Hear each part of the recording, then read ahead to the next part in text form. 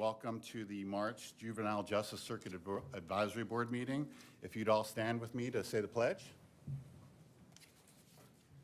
I pledge allegiance to the flag of the United States of America and to the republic for which it stands, one nation, under God, indivisible, with liberty and justice for all. Thank you.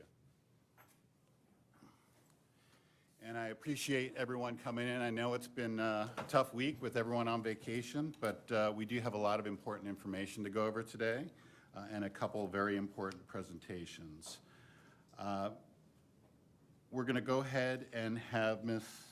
Chief Hammersley do the roll call for voting members. Good morning. Travis Coy from the State Attorney's Office. Present.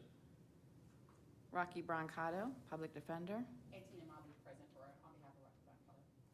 Gina Justice with Court Administration. Judy Royston.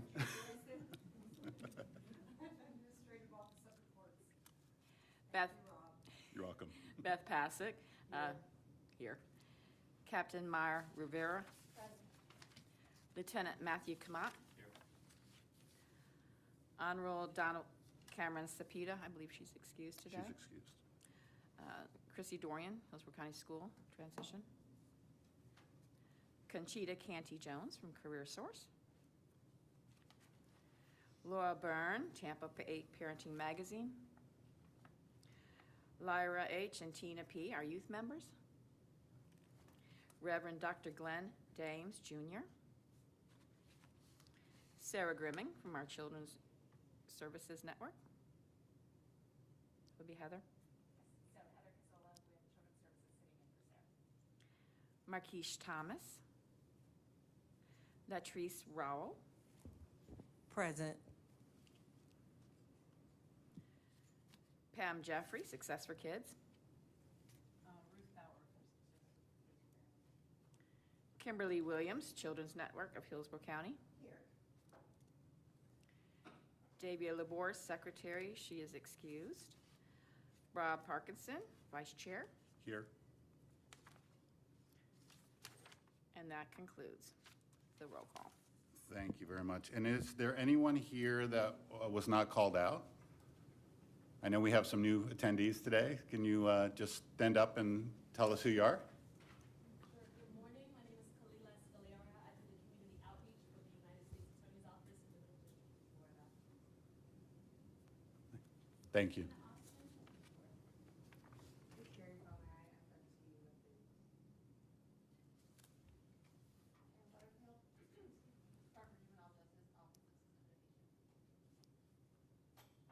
Anyone else? Samantha Busey. I'm with Adaptive Transform Behavior. I'm a behavior analyst. We provide services in foster care and DJJ. Very good, and thank you. And as a reminder, for those of you that have access to a microphone, the button on the right with the little person is to turn it on, and then you hit it again to turn it off. Thank you. Okay, if everyone can please take a moment to look at the January 2022 minutes. They're included in your meeting packet. And when you are ready and able and willing, please can I have a motion to accept them?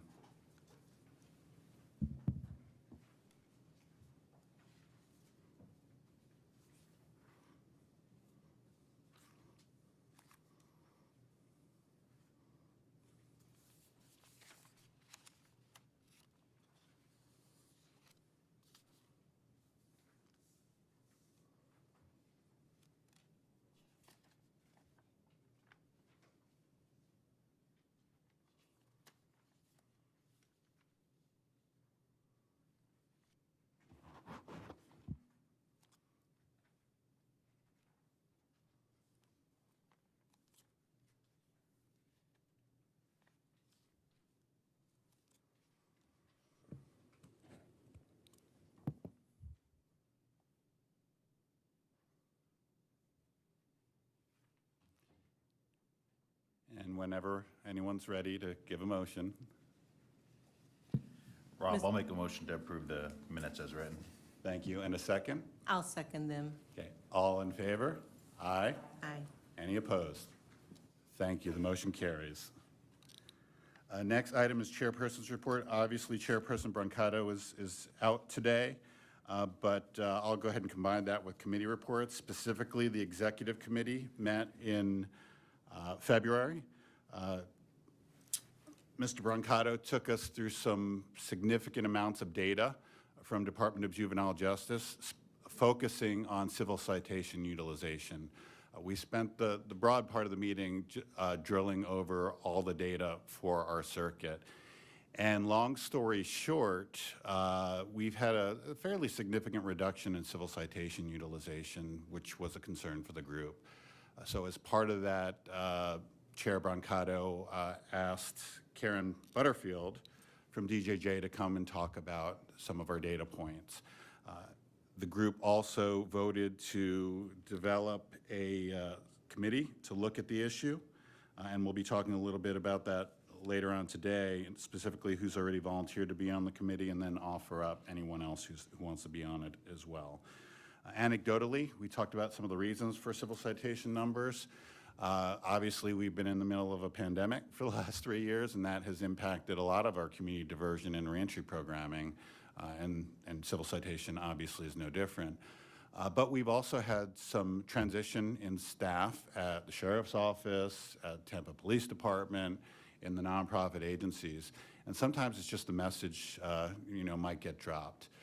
We've had a fairly recent expansion of civil citation to include most misdemeanor charges. And anecdotally, we're hearing that not every law enforcement officer is up to speed on the criteria for the new program. So we'll talk a little bit about that when we get to new business.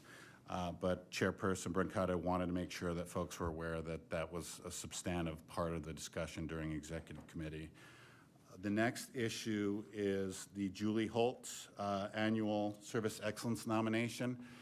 We're getting close to that time of year again. I can't recall off the top of my head who volunteered to chair that committee. Are they here today?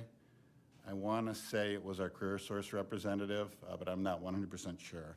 But we need to start revising the documentation and the application forms for that. So I'll be reaching out to her this month to make sure she has all those materials. And then, of course, as always, we'll rely on this body and its membership to get the word out.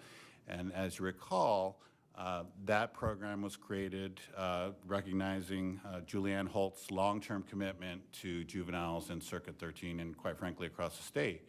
And the goal of the Service Excellence Award is to recognize an individual in the juvenile justice system who goes above and beyond to serve our youth, whether they're in DJJ or whether they're in one of our nonprofits or DCF, whatever the case may be, just to recognize them for the hard work that they've done. So we'll be going through that process again. And generally, it's in the fall when the award is given. I believe it's the November board meeting. Very nice plaque. Ms. Holt usually presents the award directly herself, which is nice. Some good media coverage. So just want you folks to be aware of that. That committee needs to start meeting probably fairly soon. Okay. Next item is member updates, and we will start with Department of Juvenile Justice and Chief Hammersley. Good morning. I'm going to keep it rather brief this morning since I know we have our OSI presentation. I want to have enough time for Ms. Butterfield to do the presentation and any questions that may come up after the presentation. So I will be reciting our current census for youth involved with DJJ probation. Our total of youth is 1,544 youth. Of those numbers, 313 are on some form of supervision. That can be probation, Walker Plan probations, conditional release probation, post-commitment probation, and youth that are involved with our contractor provider day treatment. And at this point, I don't have any other information to provide at this point, but I am open to questions from anyone present. Did the prevention office give you any updates or detention? No, I have not had any communication with prevention nor detention. Okay, and they did not forward any updates, so we'll have No, go ahead sir. and skip over them and move to civil citation and Director Royston. Okay, good morning, everybody. Could you push your red button? For the month of January, there were 60 clients referred for civil citation. The dominant charge was petty theft. We're looking at the previous year. In January of '22, we had 50 clients referred, and that dominant charge was domestic violence. February of '23, we had 27 clients referred, with the dominant charge being battery. In February of '22, we had 36 clients referred, with the dominant charge being possession of marijuana. And that concludes my report. Thank you. And on to SINSFINS, and Heather's going to present for SINSFINS. Good morning, everybody. For bed days from March 1st through the 15th, for SINS beds, we had 149, DV 11, and ESC, we had 43 beds. And that is all I have for my report this morning. Thank you. And we have no old business listed here. Under new business, again, we need a volunteer to chair the Systems Improvement Committee, which was created from the Executive Committee meeting last month. We do have a number of volunteers, Captain Rivera, Lieutenant Kamat, Chief Hammersley, Deputy Chief Ryan Egg, and Judy Royston have all agreed to serve on this committee. And really, the crux of this committee is going to be to drill down on at least initially, to drill down on some of our civil citation utilization, specifically missed opportunities, and see if we can't reconcile and right the ship in that area. And again, there's been a lot of change and a lot of transition over the last 3 years, and it may just be a simple situation where we need to re-educate folks, remind them. But it'll be up to the committee to actually problem solve and figure out what's going on there. So is there anyone else that wants to volunteer for that committee? Okay. Out of the folks that I just mentioned, is there anyone that wants to chair that committee? Again, we have Captain Rivera, Lieutenant Kamat, Chief Hammersley, Deputy Chief Egg, and Judy Royston. Okay, so one of the bad things about sitting in for Rocky is it looks like, okay. Great. Thank you, Director Royston. We really appreciate that. And we'll get you some materials, and some of the materials will be handed out today in terms of, again, reconciling some of those numbers.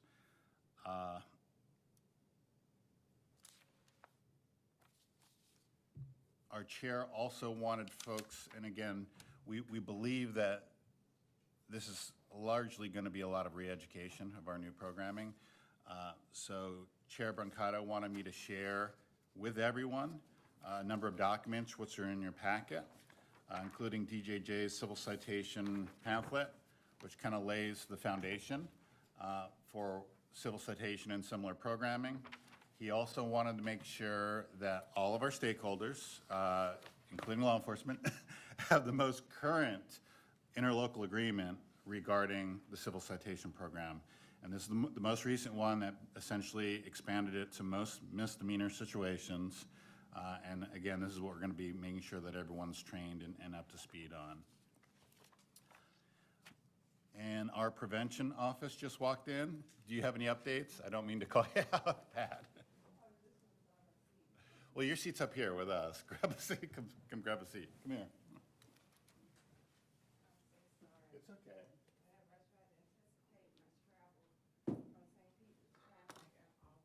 And I didn't mean to call you out, but we did just go over prevention. Sure. Good morning, everyone, again. Pat McGee, of course. I work for the Department of Juvenile Justice Office of Prevention Services. And what I would love to report is that we had a very successful GAP, gaining appreciation by Adjusting Perspectives, which is a dialogue of a conversation between law enforcement and our kids. We had a wonderful time. We did a lot of role-playing. Mr. Freddie Barton was our moderator, and the kids got so much out of it. And I'm hoping to do more, as there are a lot of providers sitting at the table. So I hope that you'll come running to me afterwards, wanting to kind of participate and be in the next GAP. And it was, again, very delightful and meaningful, and that's pretty much all I have to report today. Can I ask, what date was that? That was February the 28th. Thank you. You're welcome. Thank you very much. And back.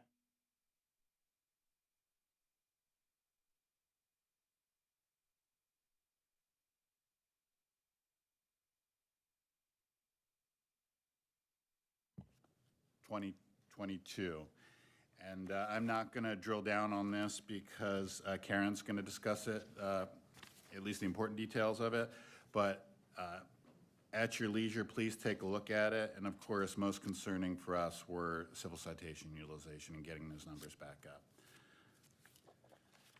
Okay, next item is the Safe and Sound Blink short film screening and Juvenile Justice Youth Community Service Hour opportunity.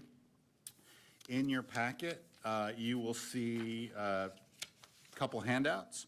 One is a memo from Freddie Barton from Safe and Sound, looks like this, inviting everyone to Monday's screening of Blink, which is a public awareness effort by Safe and Sound regarding gun violence. It's being held at the Tampa Theater Monday evening, I believe it's 7 p.m. Everyone is invited. The other handout you have that looks like this actually has a scan code on it, which you can scan, and it will take you directly to the software application to download a ticket. This is an effort that the Safe and Sound members undertook to help not just the community, but youth understand the implications, repercussions of gun violence. And with that, HTV, can you play that YouTube trailer for us? And this is just a brief trailer for the program.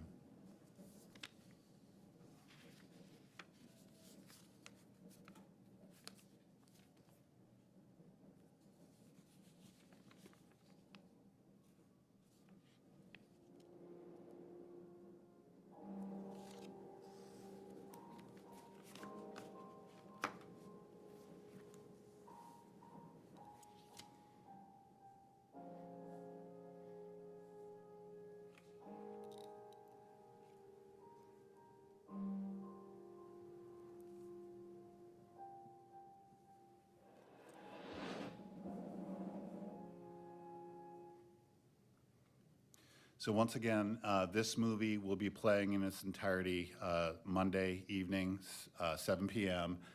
There's going to be system stakeholders, but also youth involved in the juvenile justice system. Apparently, they've worked out a deal where the youth that will participate will be getting community service hours for their participation.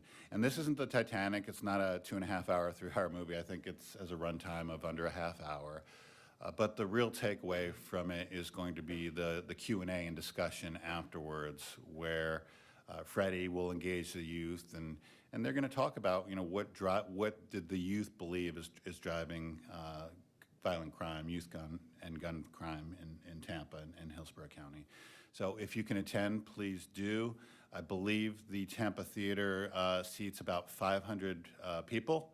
And as of Wednesday, there were 300 tickets that had been issued. So I think it's going to be a full house, but please, especially if you're one of those agencies that serve youth and those youth are JJ involved or JJ proximate, please send them on over because they need to be part of the discussion.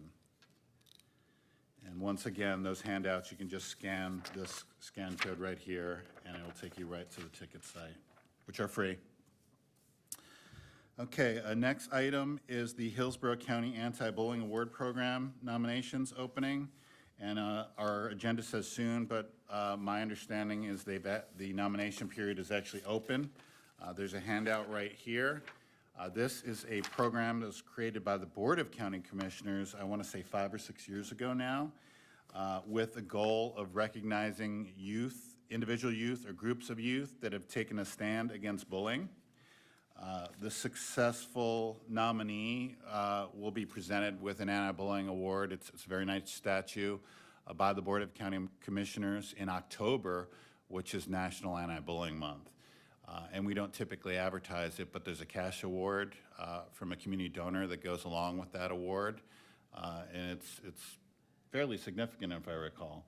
So, you know, again, agencies that serve youth, I want you to think about it. Law enforcement, if you're encountering youth in police athletic league or in the community in any form or fashion, school resource deputies, school resource officers, and you know of a youth that's taken a stand, again, individually or as a group, please nominate them for this award for consideration. Again, with this flyer, there is a scan code down on the far left, which will take you directly to the county's website and a online form to fill out. And this is not applying for a federal grant. It's not 30 pages. It's, you know, a couple pages, fill in the blank, who is the youth, why do you think they deserve this award, that sort of thing. But in the years that the county has been providing this award, we've had some truly, truly amazing youth step up and be recognized. And just, you know, juvenile justice and the adult justice system, we don't often hear the good stories and the good cases. We only hear the bad things because that's kind of our job. And it's so refreshing to see some of these youth out there that are out there, you know, doing the work to protect our community, to protect their peers. So if you're aware of any youth like that, please use this opportunity to nominate them. And please share this with any individual organization you think might benefit from it. Thank you. Okay, next item is our presentation from Karen Butterfield, who is the Systems Improvement Coach with Department of Juvenile Justice. And as many of you recall, DJJ is kind of mixing things up a little bit in Tallahassee, how they do things. Previously, we had a JDAI coordinator assigned to our area with specific focus, and they have changed things up a little bit with a different focus. We had Secretary Hall here in January who kind of outlined what his vision is for DJJ and how he's going to support the individual circuit advisory boards. And having access to Karen, her data, and her ability to stratify that data is really going to help us in our community problem solving. So with that, we'll hand it over to Karen for her presentation. Thank you. Karen, is your button on? Is it red? Yes.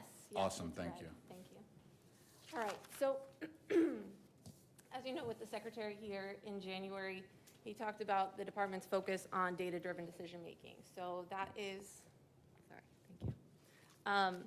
That is why we are going to be a part of the CABS to help support that, help provide data. So the Office of System Innovation has created like a high-level data package for each of the circuit advisory boards.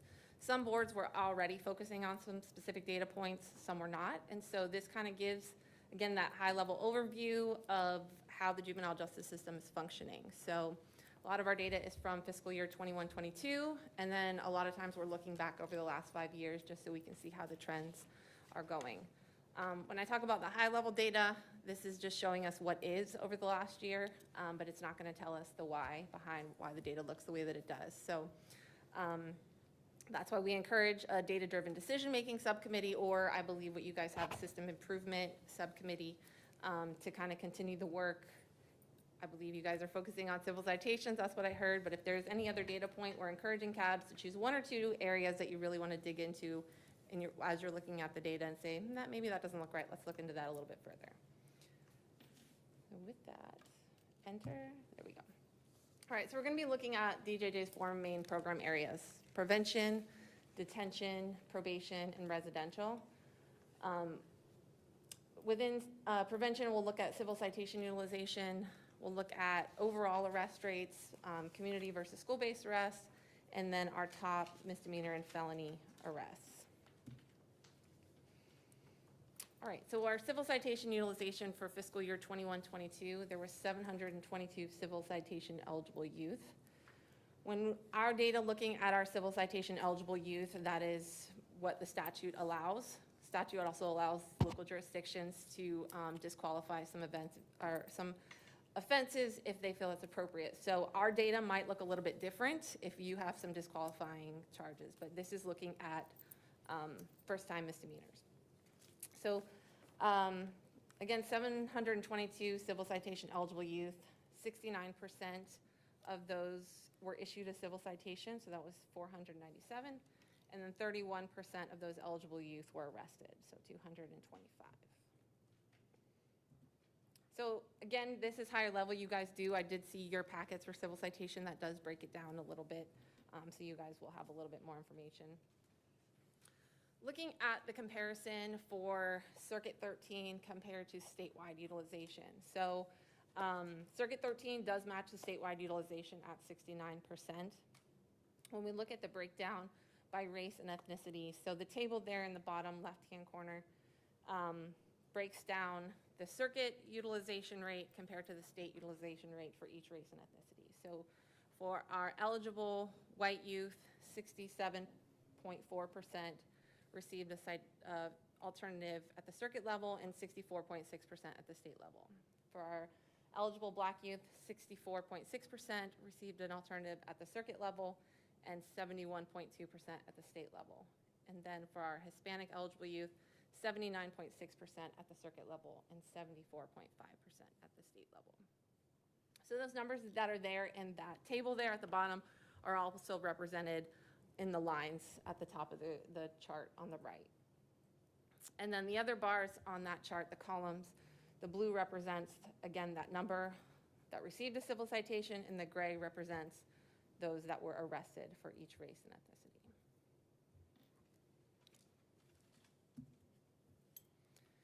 Looking at our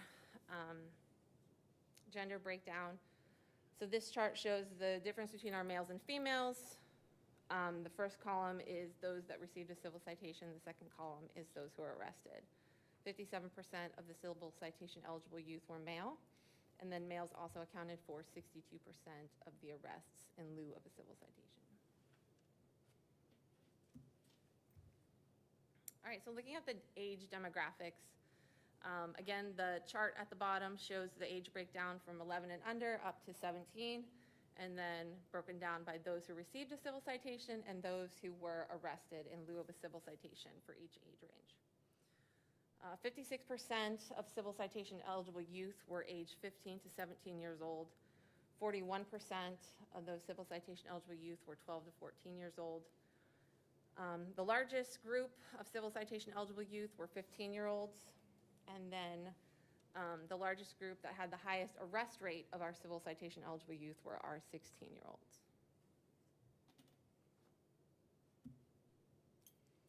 Looking at the agency utilization, so this chart shows the law enforcement agency, the number of eligible youth, the percent that were issued an alternative, and then the number that that represents.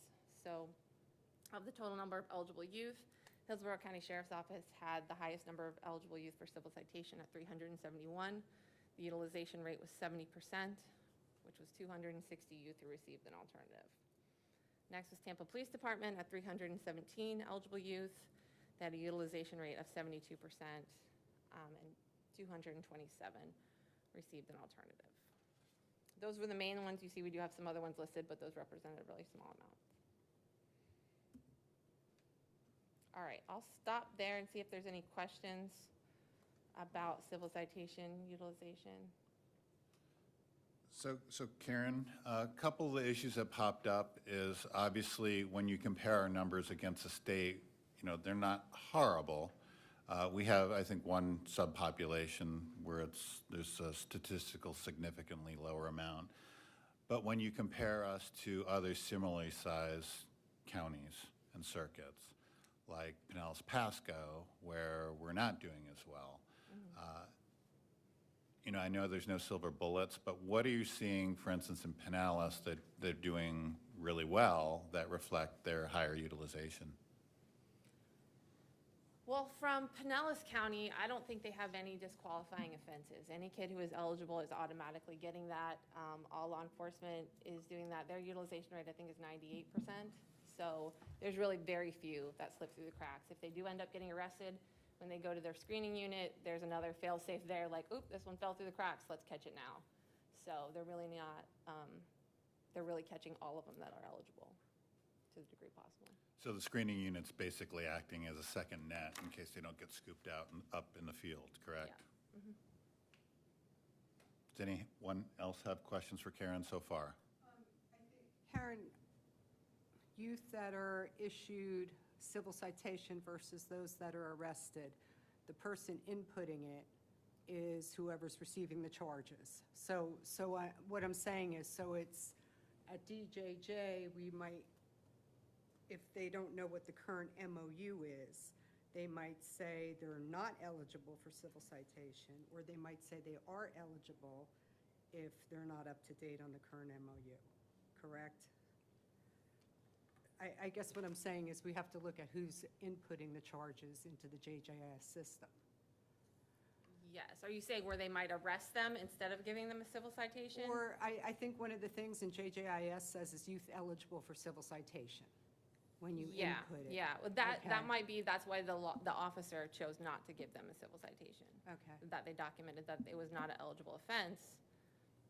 Again, if they're not up to date on the MOU, or if there was changes in that policy, they may not have known that, and so And they were also who's ineligible. inputting it has to be up to date on the MOU. Not So- necessarily, because they're writing what the law enforcement agency puts in.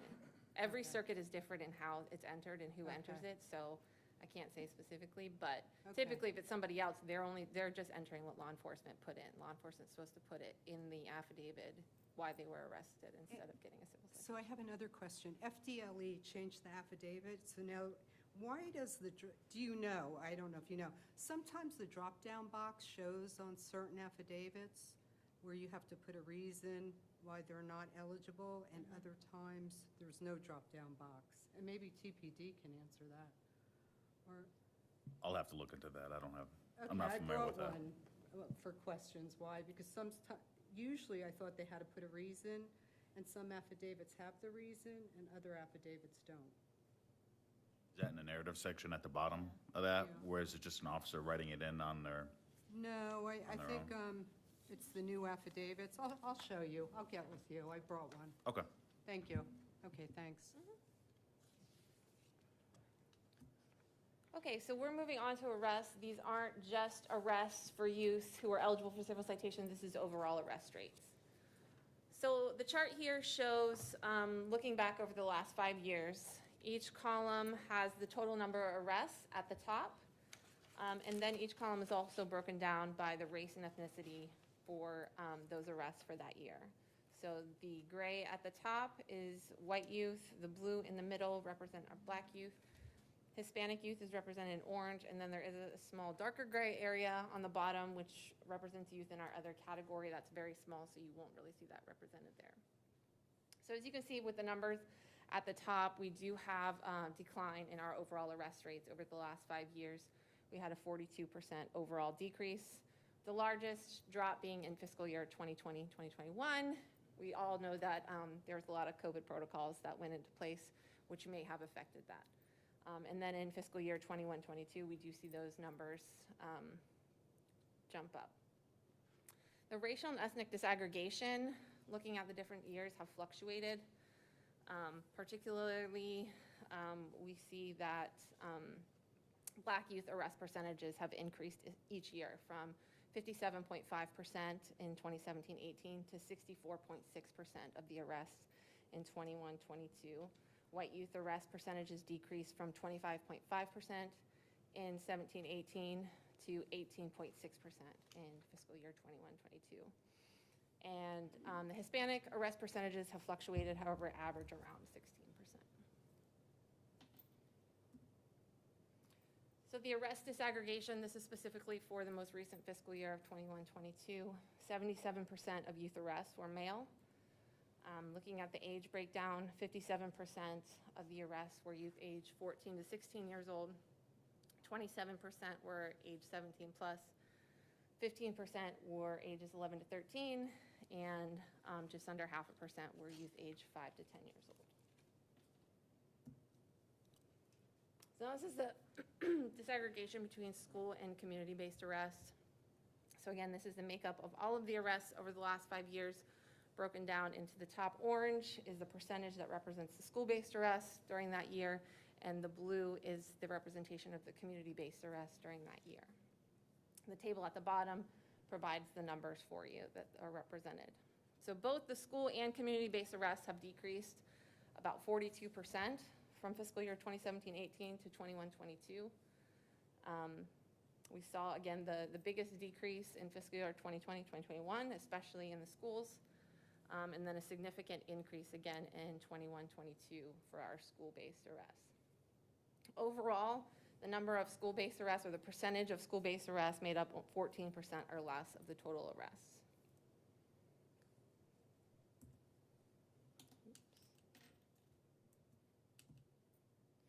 All right, so we're going to look at the top felony and misdemeanor arrests. We're looking at the top ones from fiscal year 21-22, and then we looked back over the last 5 years. So the top felony arrests from 21-22 are aggravated assault and battery, burglary, and weapon and firearm offenses.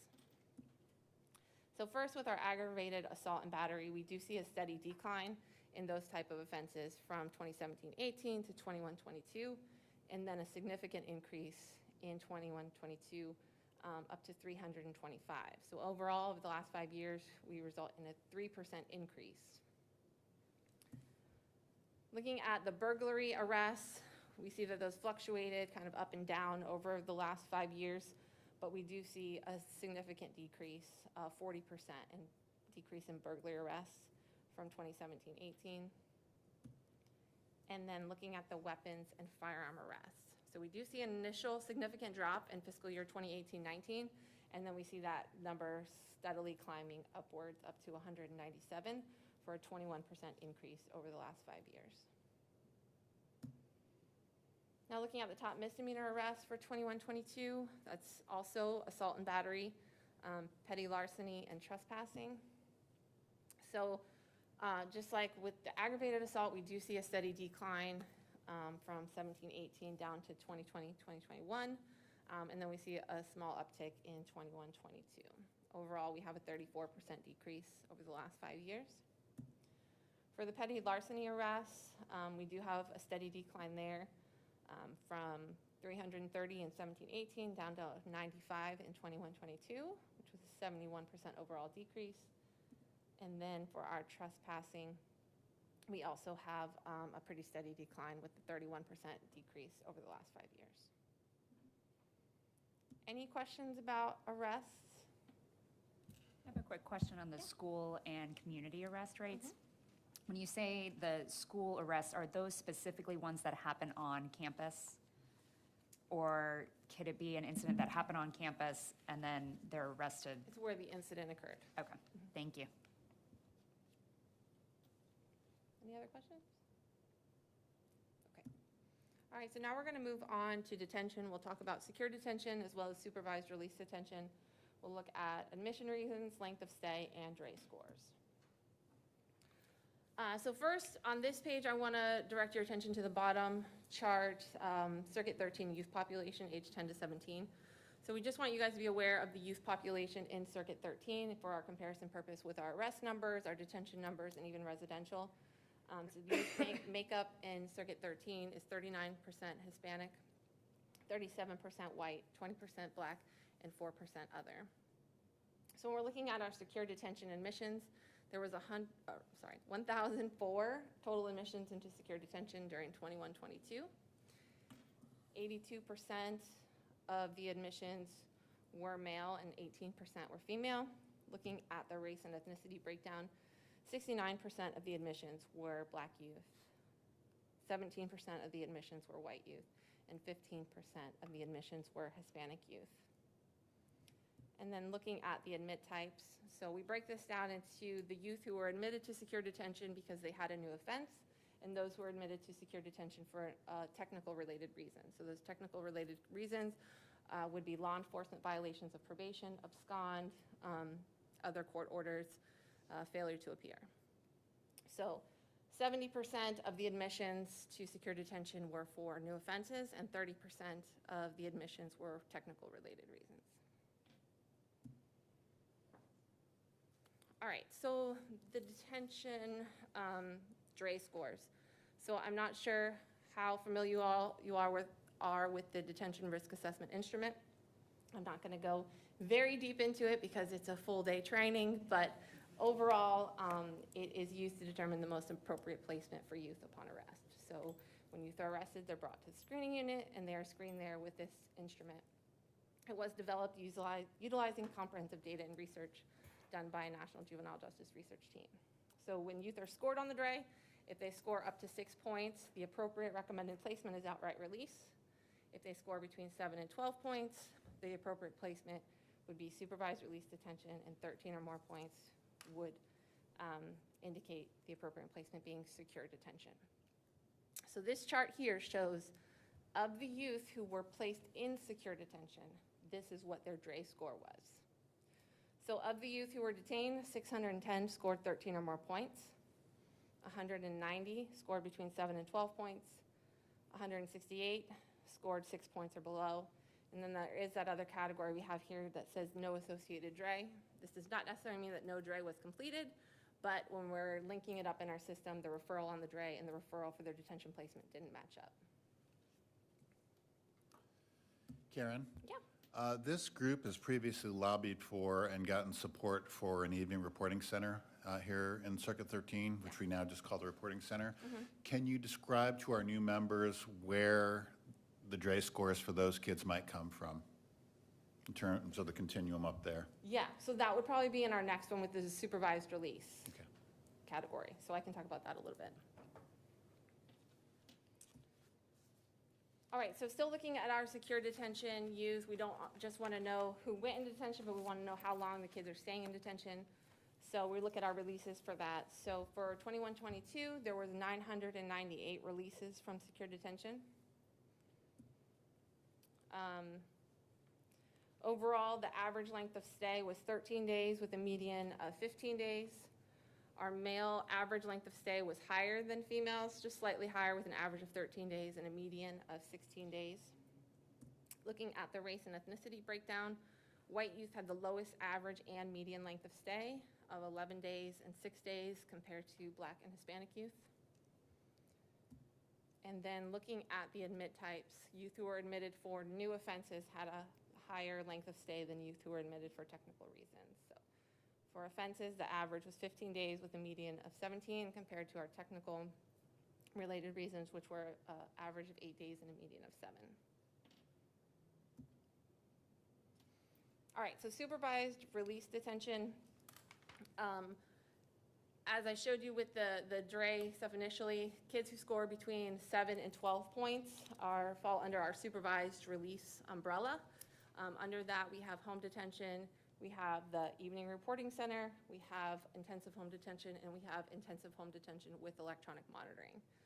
So those are each correlated with a specific score within that 7 to 12. So I believe 7 and 8 score for home detention, 9 and 10 score for evening reporting center, 11 scores for intensive home detention, and 12 scores for intensive home detention with electronic monitoring. So when kids are screened through the JAC, if they fall within that range, and there are no other disqualifiers that would hold them in secure detention, then they would go into whichever category is appropriate. So you guys do now have a reporting center, so those youth would be able to go there. I'm not sure the criteria you guys have there. If they're not eligible for the evening reporting center, then they would go, if they score 9, they'd go to the lesser category. If they score 10, they would go to the higher category. Was there more that you wanted me to discuss on that, or was that? No, covering the basis, again, for our new CAB members. And are there scenarios where a judge might decide to deviate from the DRE score, up or down? And what might those be? Yeah, so it can range for a lot of different things. Outside of even just the judge deviating from that, there are other statutory requirements. So if a kid scores, you know, they may score for supervised release or they may score for outright release, but they have a court order or something that requires them to be held, they would go into secure detention. But reasons at the detention hearing, so it may be something that the parents bring up, that they are concerned about, the youth's prior history on supervised release, if they have been on electronic monitor or something previously before and they've cut the strap several times, that could be a reason. There's a lot of things that can come up when they have those discussions at the detention hearing that may influence the judge's decision. Or the seriousness of offense. You know, those of you who have been in the juvenile justice system know that like a charge can read one way, but when you read the narrative, it can sound way more serious, or a charge sounds really serious on paper, but you read the narrative and it's really not that serious. So, you know, our DRE doesn't necessarily take that all into consideration. It just, you know, scores the charge. So a lot of those other things are taken into consideration at the detention hearing. Thank you. All right, so these are our numbers for supervised release detention. So for 21-22, there was 756 total admissions. For supervised release, 81% were male, 19% female. Our race and ethnicity breakdown, Black youth made up 68%, white youth made up 17%, and Hispanic youth made up 15%. And then the admit types, 74% of the admissions were for youth who had new offenses, and 26 were for technical related reasons. So again, looking at the DRE scores for the youth who were placed on supervised release, 79% scored for supervised release between that 7 to 12 range, so 596. 5% of the admissions scored for secure detention, and then 2% of the admissions scored for outright release. And then the length of stay on supervised release, there were 752 releases.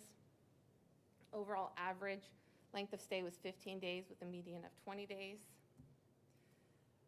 The male and female length of stay on supervised release were comparable. The average were the same at 15 days, slightly higher median for our females. Looking at the race and ethnicity breakdown, our Black youth average and median length of stay were slightly lower, with an average of 15 days and a median of 19 days compared to the white and Hispanic youth. And then looking at the difference between offenses and technical, those admitted for offenses had a higher overall average and median length of stay. Any questions about detention data? Hey, Karen, I have a question. All right. I want to ask you something about bed capacity that you mentioned, just to see if, and I know we worked with Pasco and Pinellas a lot. So if there is no beds available in the county and you switch them to another county for detention purposes, or do you do that or work to try and get them on supervised release, what county claims the bed count? Or is it both? So if they do it in Okay. Pinellas and you got to switch them to Pasco because overcrowdedness, whatever. We're not counting any of those transfer-ins. So we're counting kids who reside so for Hillsborough, it's kids who reside in Hillsborough or were arrested in Hillsborough. Because we do know with the detention facilities, they do have to transfer a lot of those Gotcha. transfers around, but we're not counting any of those. All of those, the numbers that we reported are youth who reside in Hillsborough and were arrested in Hillsborough. Gotcha. And I think that's important to remember. Hillsborough County is responsible for paying its fair share of detention costs. So it's easy if they're arrested here, we know they live here, but if a youth that lives in Hillsborough is arrested in Pinellas or Pasco, Hillsborough still has to pay for that youth. All right. So we'll move on to looking at probation. We're going to look at probation dispositions. So this chart is formatted the same way as our overall arrest rates chart. So we have it broken down by the last 5 years with the total number of probation dispositions listed at the top of each fiscal year, and then broken down by race and ethnicity. So overall, we do show the same decrease in our probation dispositions that we see in our overall arrest rates. There was a 51% decrease in overall probation dispositions over the last 5 years. Looking at the racial and ethnic disaggregation, Black youth make up the largest percentage of probation dispositions, and then white and Hispanic youth percentage of probation dispositions has decreased from fiscal year 17-18.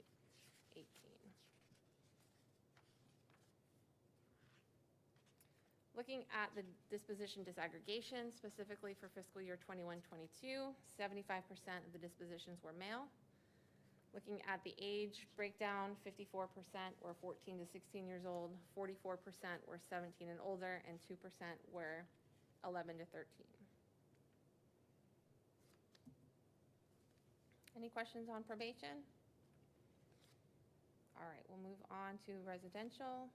This is our last program area, so we're going to look at bench commitment rights. So bench commitments are the commitments that are imposed by the judge without a recommendation for a commitment made by the department. So our first two columns here, the gray is the total number of bench commitments, and the blue is the total number of commitments for each fiscal year represented there. So overall, we do see a significant decline in our number of commitments. And inversely, we see an increase in our number of bench commitments, although still relatively small. So there was a 61% decrease in our overall commitments over the last 5 years. So this line that I brought up now is the percentage of bench commitments. So still very relatively low, from 1% up to about 10% of the dispositions were bench commitments. When we compare that to the statewide rate, Circuit 13 is well below the statewide rate of bench commitments. These in the number of presentations I've done, Circuit 13 is the lowest that I've seen for the rate of bench commitments. And Karen, can you give us an example of a reason why a judge might do a bench commitment? Yeah, it could be a plea agreement between the state and the public defender's office as well. Those are going to fall into those where the department did not conduct a commitment staffing, but there was a plea agreement. So those could fall under that. Other reasons outside of that, I'm not sure in Circuit 13 what those look like. You have very few, so I would imagine the majority of those are probably plea agreements. Thank you. And then looking at the bench commitment offenses for 21-22, again, there was 6 bench commitment offenses. So you see the severity of most of them. The blue represent felony charges, the orange is misdemeanor, and the green is the other type of offenses. So we had armed robbery, aggravated assault and battery, regular assault and battery, burglary, and then there was one that was a new law violation of probation. And then the bench commitment disaggregation. 69% of the youth who received a bench commitment were Black youth, 20% white youth, 10% Hispanic. 67% of the youth who received a bench commitment were high or moderate high risk to reoffend. 33% were low or moderate, and then the majority of the bench commitments were male at 78%.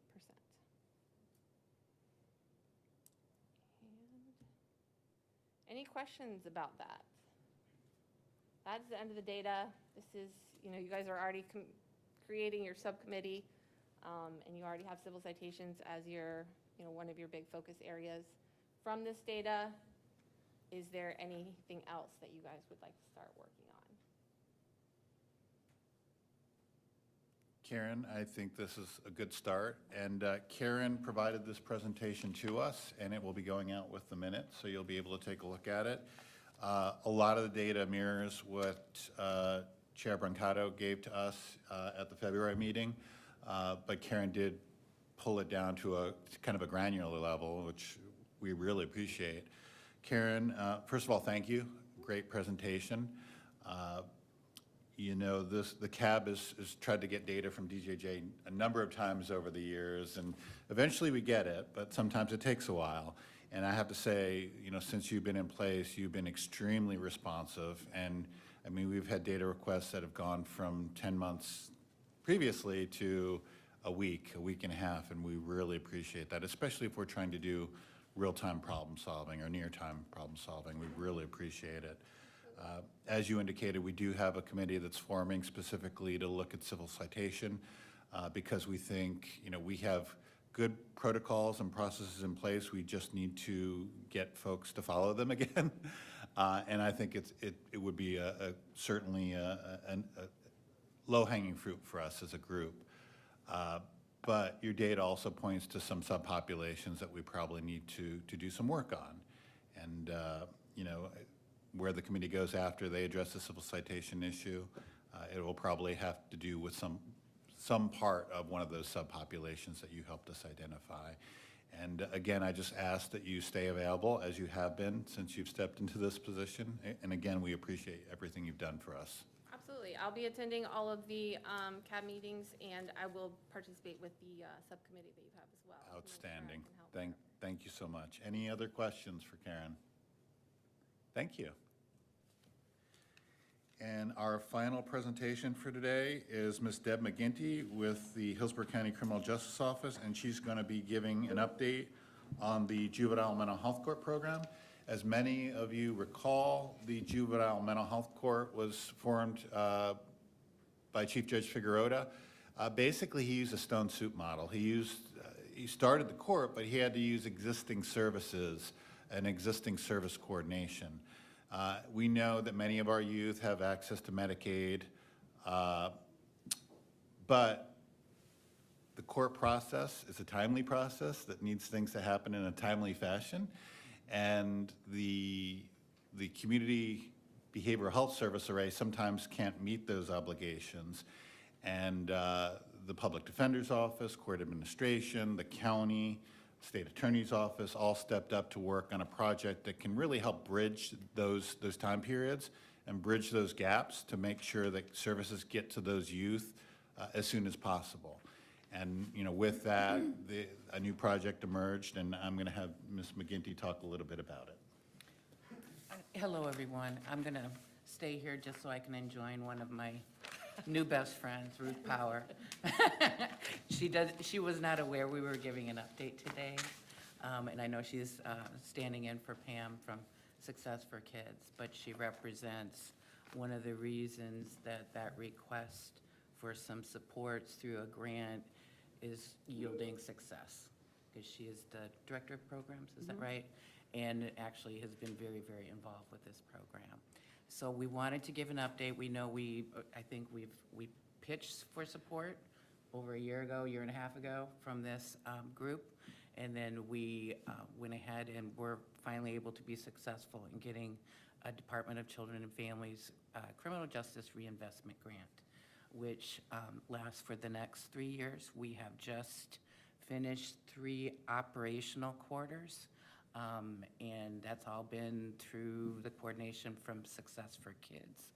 And it's been remote, and we're very excited right now because court is back live. And that's critical because that leveraging that happens with the judge and the interactions are really critical, having everyone there together.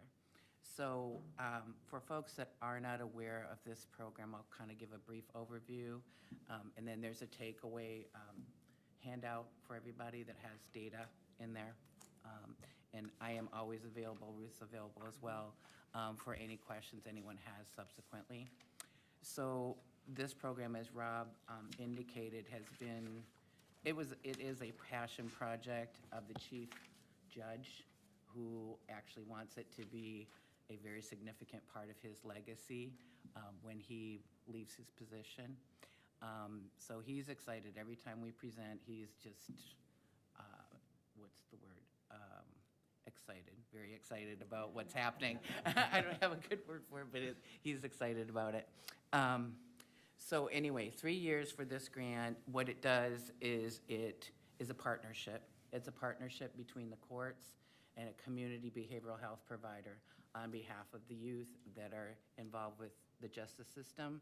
And basically what it allows, by them going through the mental health court, adjudication is held at that point. And if everyone agrees, between public defender, state attorney, judge, they get to proceed into programming, okay? And what that programming means is that we actually have what we call 2 different tiers. And we did that to be able to capture all of the youth, no matter how significant their mental health concerns were. Tier 1, every youth coming in gets the opportunity to be assigned a family navigator, mental health court navigator. We have 2 of them, and they are phenomenal, and they are supervised by this lady, Ruth, as well as Paula Haugen from Success for Kids and Family. We also have budgeted a therapist position, and that position comes into play in Tier 2. Tier 2 is serving our youth that have the most enduring mental health concerns and the highest risk behaviors that say they're really on a trajectory to continue either penetrating deeper in the juvenile justice system or just being reoffending. So with those two components we have there, we intend to serve every youth within, that is touching that court.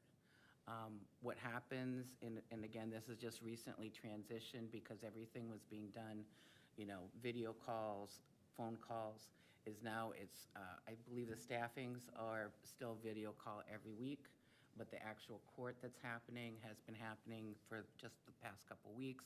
Everyone's getting together during that time to look at these youth and kind of map out what the best option is for them moving forward. Ms. Hammersley has been absolutely instrumental to us being able to launch this program. We, as everybody knows, our data systems do not talk to each other for a lot of reasons. And she's been awesome. She is on our advisory board for this group, as well as several key people from the community, because we do have an advisory board that was formed underneath the YAR committee, Youth at Risk Committee. We begged them and they complied with the request and have been very active in letting us know what they thought would work or would not work. One of the things that's been a really significant challenge with this program, which I think many programs have experienced, is being able to recruit and retain a therapist. These are, as everybody probably is aware, therapists or clinicians have been given tremendously different opportunities during COVID, and many of them have said, well, I can take this, which is high risk, I'm out in the community, there may be some, uncontrolled type of situations, and how comfortable am I with that, or I can be in an office, or I can be remote. So to Success for Kids and Families credit, and she just told me at the beginning of this meeting that they have just hired their therapist. It took some time to do that, but we are just, that's phenomenal, because we've looked at different things we could do to reach the kids, to meet that clinical need, and we thought we're kind of going to be going backwards, because one of the reasons we did this program was, just as Rob referenced, we had a gap between, everybody knows the kid needs help, the family needs help, we've referred them from the court system, but they're not getting there, so that's the key of this program, is it bridges that. And it's the helping hand, it's the holding hand, it's the advocacy, but it is also the accountability. Someone is right there helping them be accountable, and that's critical. Some of the key service indicators we've had, and they're included in the handout, is currently they have a caseload of 43. So that's pretty significant. I think that's the highest. We did have to kind of hold off for a couple weeks because starting a service and not being able to provide the service, it doesn't help anyone. It just sets up families to fail. So we're very excited, especially with the advent of the therapists, that we'll be able to continue getting referrals in. We have had 73 youth referred to this program since June, right, of last year. So that's phenomenal. What that means is all of these youth have come to us typically with a pre-CAT done, sometimes a CAT done, which is that risk assessment that tells us, okay, where are we looking at? What level of service do they need? And then a psychosocial assessment is done by the team at Success for Kids and Families. That includes the CANS, which is a child assessment scale that's evidence-based. And so they put all those risk factors together, that mental health look of the youth and their family, and then they basically do a case plan, a treatment plan for them. And then, set up the expectation that they're going to be there, and what do you need to feel safe to move on this journey with us type of situation. So of the 73 referred, and I apologize, I have a wrong number on here. I think I scribbled through it, but I think it says 48. It's actually 55 of those 73 families have been engaged, which is a pretty high percentage. Some of them, I think it's been a minority of them, have not been eligible for one reason or another. I think we had one particular situation where youth was just open for a case and got direct filed, unfortunately. So there's situations that are out of the control of these guys.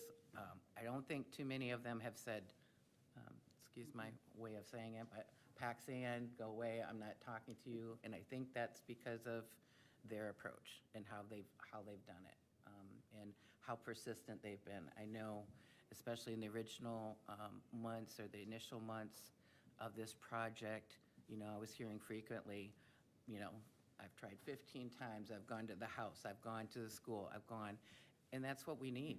That's what we need. We need those families to see and hear what our providers are willing to do to engage them.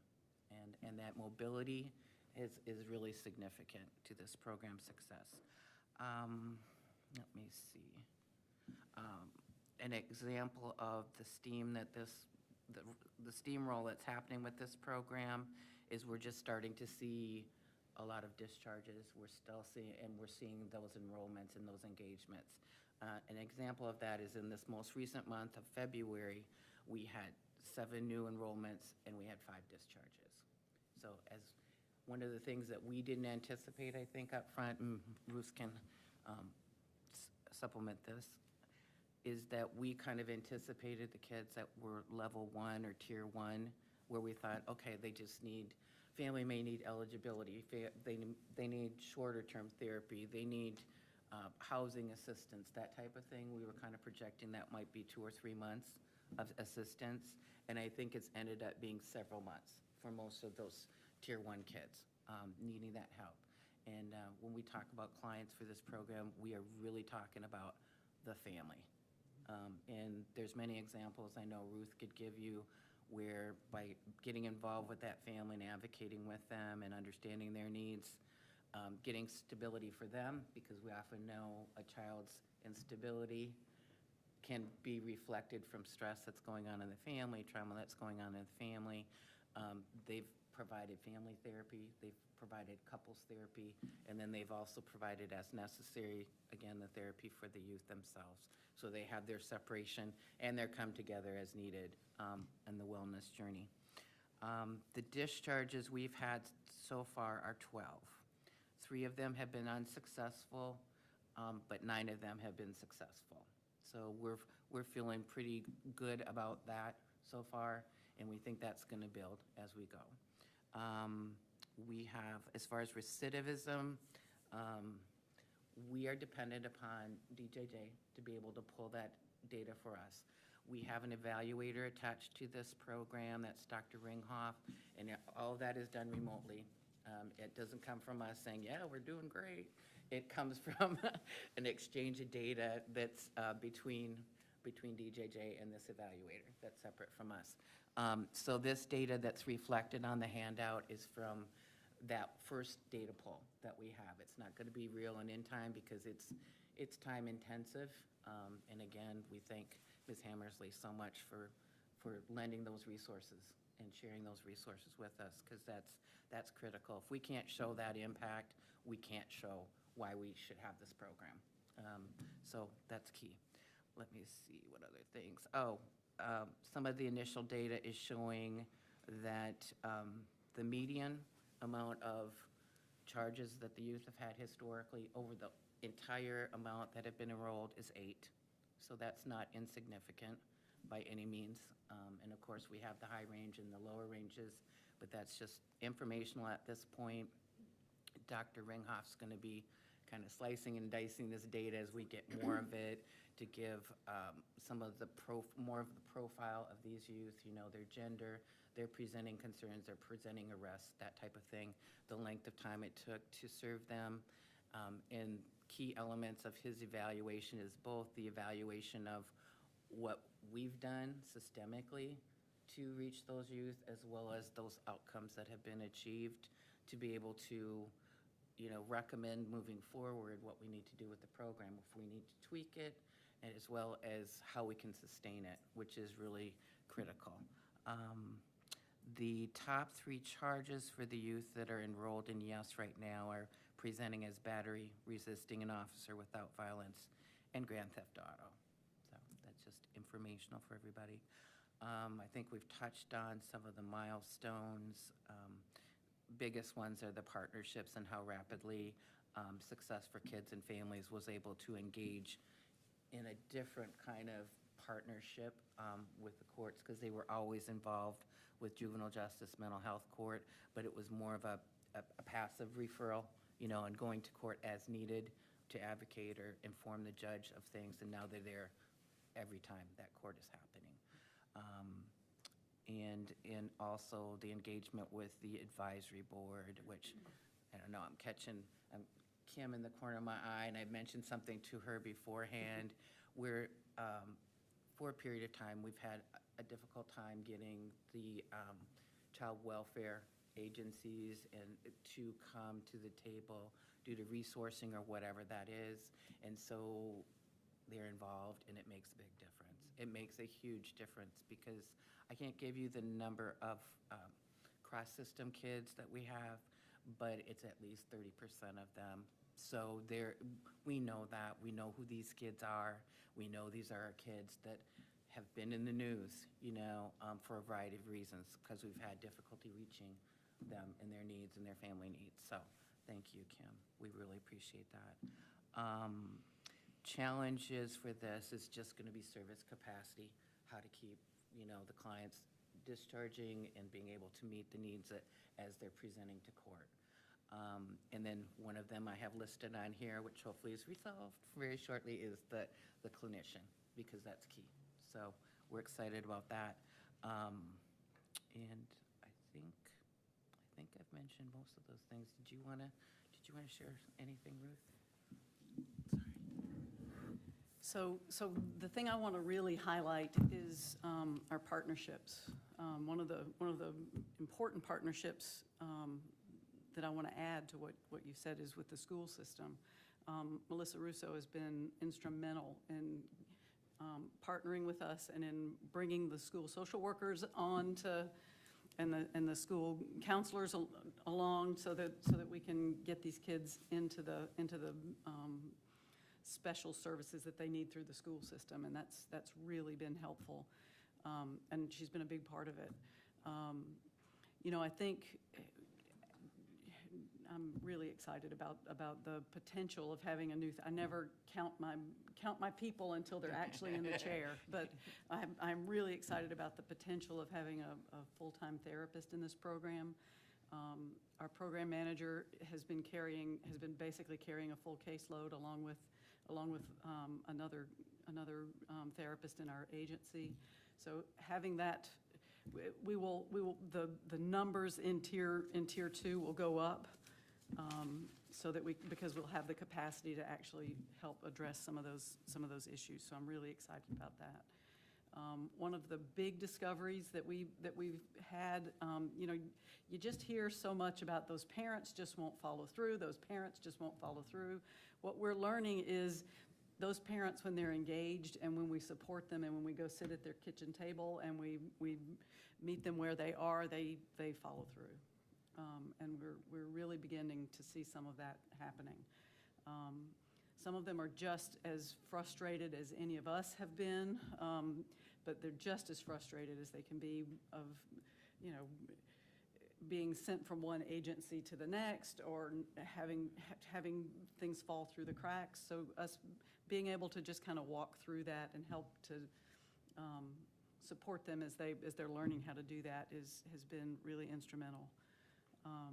And you know, it's just a startup. It's a startup program. So here we are in what is this, month 8, something like that, of having kids and providing services and being a part of the actual court process and the accountability and the support that's gone along with that. It's been wonderful. A new partner, it's not new to the system, but a new partner has been Bays, actually, with their now I'm going to draw a blank. Maybe Elvin can. Elvin, you want to talk about help me. Elvin, your help me. your new The problem, or family- your new program that addresses criminogenic risk? The family functional family therapy program Yeah. that's happening there. We're beginning to partner more with that program, and that's an exciting addition to the community. So we really appreciate the partnerships. If I That's could it. share one of the recent success stories that was shared with us, which is nice, which highlights the collaboration with the school system is Paula was working with a young lady, 14-year-old, who lost her mother, I think, to cancer, just striking to cancer last year, now being raised by her grandmother, and was having some significant instances of being bullied in school. And as we do know, sometimes that progresses to someone acting back against, aggressing, as they're not able to resolve, the stress that is occurring for them. And unfortunately aggressed against a school official and was arrested and then came to the attention of the mental health court, and they worked stridently with her because the grandmother was at odds, like, I don't know what to do. She doesn't want to go to school. She's fighting all the time. She's doing all these things. But I don't want to homeschool her because I don't want to take her away from that developmental experience of pro-social and, peer interactions and all that good stuff. And so in working with the school system, they were able to get her transferred to another school. She's doing beautifully. She just graduated, and she's engaged with the therapy. She's engaged in the family. And the grandmother was just, eating up the support, because it was also support for her on, this is hard. We know this is hard. And she was looking out for the best interests of her granddaughter, despite the fact, of course, that she's grieving as well, because that's her daughter that she lost. So good things are happening. That's just one example of that. One other thing I wanted to mention, because I don't know if there's been an update within this group about the sequential intercept mapping that happened, the juvenile justice sim that happened last year, where we did have a delayed period of time to get a report, but work groups are moving forward. There are 4 different work groups, and I see several people that are involved in them. And if you know of someone that should be involved with them, have them call us, have them email us, because we have, again, 4. One is involving family engagement.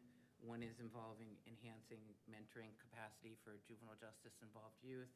One is all about data sharing and collaboration, what we can do, what we can build, as well as there's one regarding the mobile mental health crisis and how we're coordinating that between systems and how we can refine that if necessary to meet the greatest need in the community. So reports on all of this is available if anybody wants that from us. We're happy to send it out. Thank you, guys. Thank you for your continued support for this program, too. Thank you. We really appreciate it. Thank you, Deb. Does anyone have any questions for the Juvenile Mental Health Court? I think sorry, go ahead. Hi, Deb. Do you guys take youth sex offenders through the mental health court? So, yes, there are kids that have sexually acted out who are in juvenile mental health court. There's a difficult quandary with those kids. Many of them are still living at home. Many of them, there's lots of risk that's there. And the availability of services for kids who have been charged with juvenile sex offenses is really, services are really unavailable if there aren't juvenile charges and they haven't been found guilty of a charge. So we've been working as closely as we can with providers, but that's a difficult population.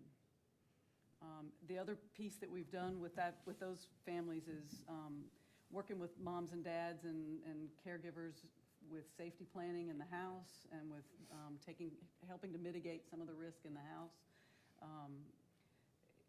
It's a difficult population, and yes, they're there. Thank you. Any other questions for the Juvenile Mental Health Court? Thank you, Deb, for keeping us up to date and up to speed on the program. And if you need anything from the CAB at any time in the next 3 years during its execution of this project, please bring it to our attention. I know many of our members are involved in your individual problem solving or involved in one of the sequential intercept mapping committees. So we're here if you need us. I was out at the JAC last week doing a site tour, and there's some very positive things that were said about the program. And, you know, specifically related to you guys serving the whole family and not just the kid. A lot of the programs, a lot of services that are out there are focusing on the youth, and your program actually has the capacity to serve the whole family, which is pretty amazing. And, you know, we talk about criminogenic risk and criminogenic need and risk and protective factors. When you're getting these kids, you know, they're not coming in out of the blue, out of left field. There are issues, typically a lot of issues, that have to be resolved within the family. So thank you for everything that you're doing. Okay, moving on. Any public comment? Okay, announcements. In the announcements, we have Character GPS and we have Bays here today, two DJJ providers who are doing some wonderful things. Can you just give us an update, Bays specifically on your FFT program, which we're all very excited about? How are you doing? Are you getting referrals? What kind of youth are you serving? How are things going? Hi, everyone. I'm Kateri Palmer. I am the Program Director of FFT for Hillsborough County. We started technically in October. We got up and running in November with all staff being hired, including myself. We have been getting referrals. They have increased from a variety of sources. We have received almost 30 referrals since getting referrals, which our goal was 50, so we are making progress. Staff-wise, clinicians, we have bilingual and we have female and male therapists.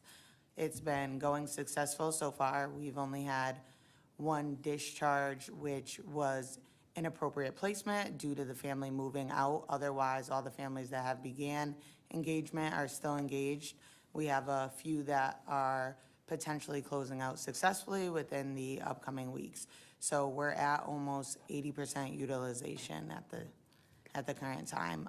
We take children between the ages of 10 and 18 as the client with the family, whatever family dynamic may be, whether it's the neighbor raising them, grandma, grandpa, any siblings that are within that age range that are appropriate. As far as exclusionary sex offenders, if they've engaged in sexual education and therapy prior, then they would be a fit for the program.